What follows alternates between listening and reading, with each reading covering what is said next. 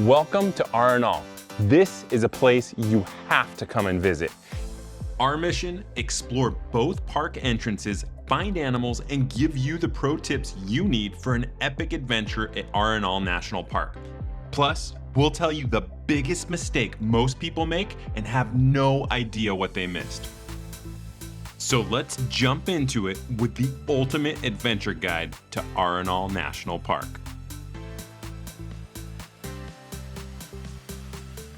Arenal Volcano is one of the most active volcanoes in Costa Rica. And while the days of lava flows came to an end in 2010, Arenal still releases plumes of gases and ashes every now and then. Experts say the volcano is in its resting phase, which makes it a great time to safely visit the incredible 29,000-acre national park. Something important to note is that you can't legally hike to the crater like other volcanoes in Costa Rica. However, this national park has 2 entrances, and in one day you can go from hanging out on the lava flows to relaxing on the lake with a volcano in the background. One of my other favorite things about this area is that the high levels of geothermal energy means there's hot springs all over. I even have a video on the free hot river nearby. Keep in mind that it isn't always sunshine and rainbows here, and usually after a strong storm, the clouds around the volcano clear up and you can get a beautiful shot of Arenal Volcano. We started our adventure at the Volcano Sector, which most people visit because it's slightly closer to La Fortuna and the road is paved. Well, at least until you get inside the park. The entrance itself is nothing special, but there are bathrooms and water if you need it. The current price to enter is $15 per adult and $5 for kids, plus tax. 2 important things to note are that they only accept credit cards, but your ticket is valid at both entrances, so don't lose it. The dirt road to the main parking lot is a little bumpy, but you don't need a 4x4 to get there. Normally, you can drive all the way to the volcano viewpoint, but with the clouds, there wasn't much of a reason to do so, so we hit the trail first. The main trail is an easy 2-kilometer walk out to Volcano and a lake view on the old lava fields. It's a flat gravel trail that takes you through tall cane grass. Even in the rain, it wasn't too bad, just a little muddy in some parts. Right away, we started finding wildlife. It didn't take us long to spot our first animal, and most people walked right over it. Below me is one of the 50 species of army ants that live in Costa Rica. They're all nomadic and they're always on the move looking for food. Right next to me is this super cool species of spider in Costa Rica called the golden orb weaver. And they get their name because of this golden web that is super strong. Now we lucked out, not only do we get to see one spider, but there's 2 golden orb weavers here. Female, she's massive. The male, well, he's kind of pathetic and he's red, and basically his job is to impregnate her, and she does all the bulk of the work. The golden orb weaver spider can make an entire web that covers 1 meter squared in an hour. So a lot of times we just see them pop up, and I can't tell you how many spider webs I have eaten.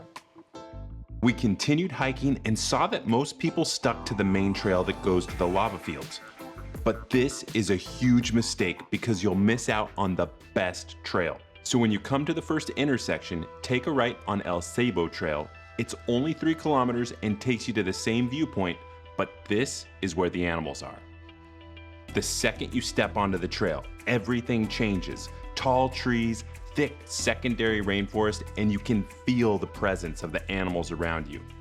Just as the rain started coming down, we stopped to grab our rain gear, and that's when we spotted it. This is wild. Right as we're in the middle of the rain, everything's coming down.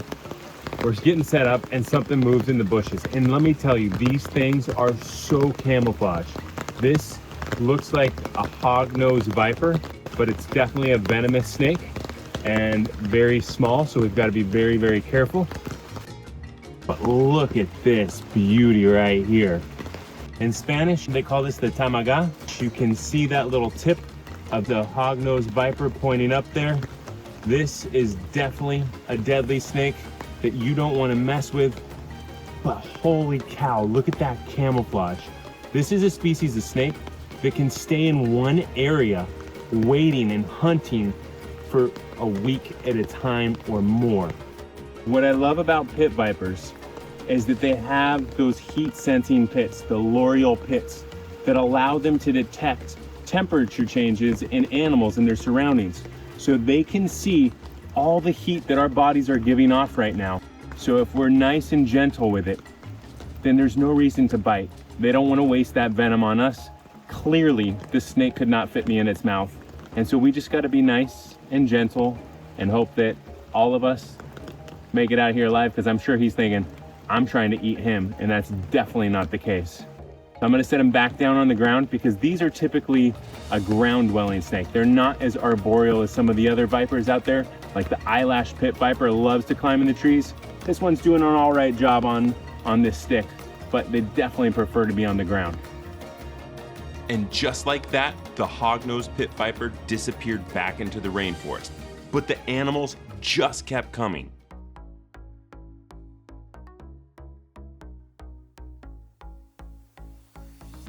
That was super cool.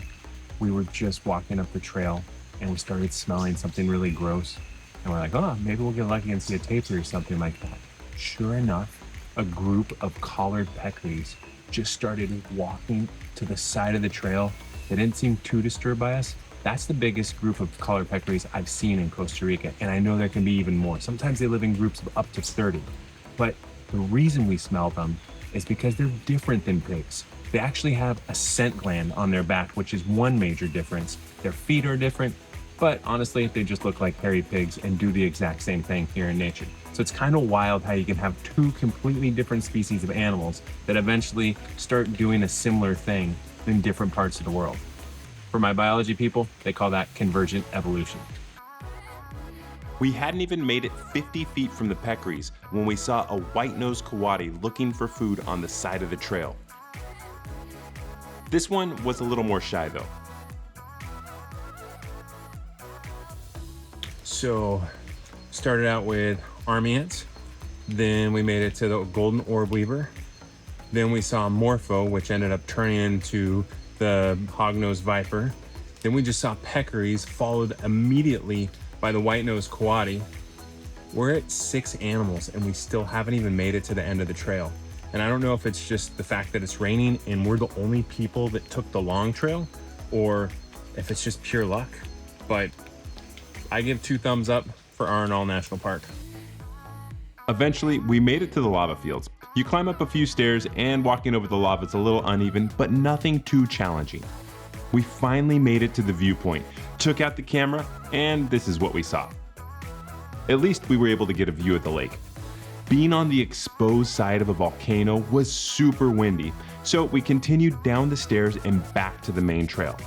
Now, the maps here are kind of confusing and most people miss the best trail, so let me break it down for you. Okay, really important. If you're coming to Arenal National Park, you want to go on the good trails. So these trails are not to scale, so let's just put that out there right now. They say this one's 2 kilometers and this one's 3 kilometers. It doesn't even look like it on the map. However, this is like your fast out to the lookout and back, but this trail, the red trail, that's where we saw all the animals. This actually takes you into the rainforest, and this kind of just walks you through a tall cane grass field, but the red trail, that's the one you want to go on. The cool thing about Arenal National Park is your entry ticket works at both entrances, as long as you visit on the same day. So we headed to the Peninsula Sector.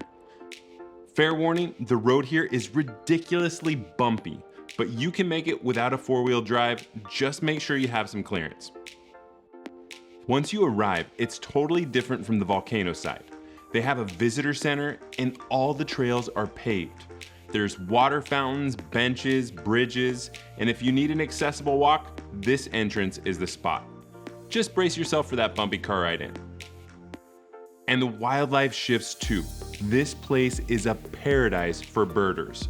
We saw toucans, oropendulas, motmots, the great curassow, and so many more. If you love birds, this is the place that you want to spend some time.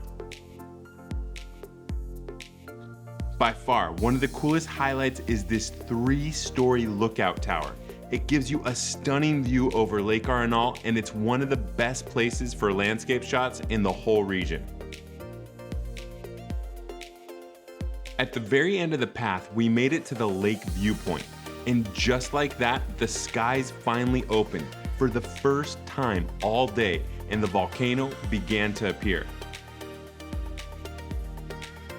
After hours of hiking in the rain, it felt like the perfect reward. This site is calm, scenic, filled with birds. The trails are shorter and they're beautifully maintained. The volcano side gives you rainforest and mammals. Together, they make a perfect adventure day.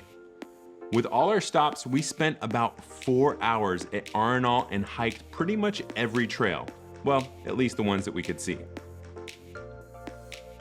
So is Arenal National Park worth visiting?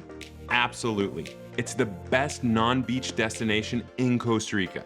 You get rainforest, wildlife, volcanic landscapes, bird watching, accessible trails, hot springs, and adventure all in one place. The weather can be a little unpredictable, the roads can be bumpy, and the maps, well, they need some work. But the experience is totally worth it. I'm always blown away by how amazing this place is every time I come to visit. Arenal has to be one of the best places in Costa Rica, and I hope you come check it out too. Stay wild.